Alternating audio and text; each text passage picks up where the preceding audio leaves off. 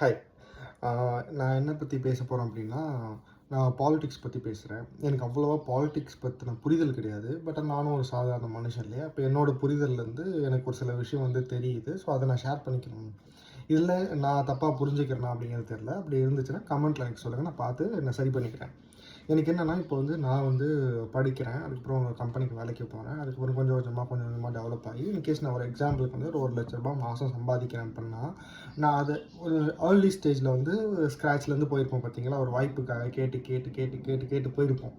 நம்ம ஒரு above moderate ஸ்டேஜுக்கு மேலே வந்து நம்ம ரீச் ஆகும்போது, நம்ம திரும்ப அது எல்லாத்தையும் விட்டுட்டு திரும்பவும் ஜீரோலேருந்து ஸ்டார்ட் பண்ணுறோம் பார்த்தீங்களா? அது ரொம்ப இருக்கிறதுலே ரொம்ப டிஃபிகல்ட்.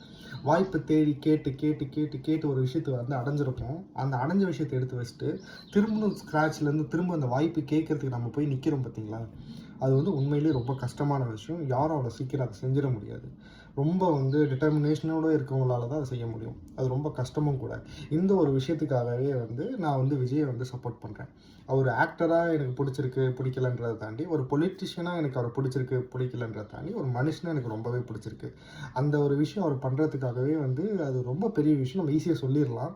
பட் ஆனால் அவளை எல்லாத்தையும் விட்டுட்டு மறுபடியும் வந்து ஒரு வாய்ப்பு கொடுங்கன்னு போய் நின்று கேட்குறதுக்கே வந்து ஒரு விஷயம், அதுக்கு அந்த மனசு வரணும். அது உண்மையிலேயே வந்து அது ஒரு விஷயத்துக்கு பிடிச்சிருந்தா தான் செய்ய முடியும். ஓகே, நம்ம போய் நடிச்செல்லாம் போய் செய்ய முடியாது. ஓகேங்களா? ஸோ அதுக்காகவே அந்த மனுஷனுக்கு வந்து நான் சப்போர்ட் பண்ணுறேன். தேங்க்ஸ்.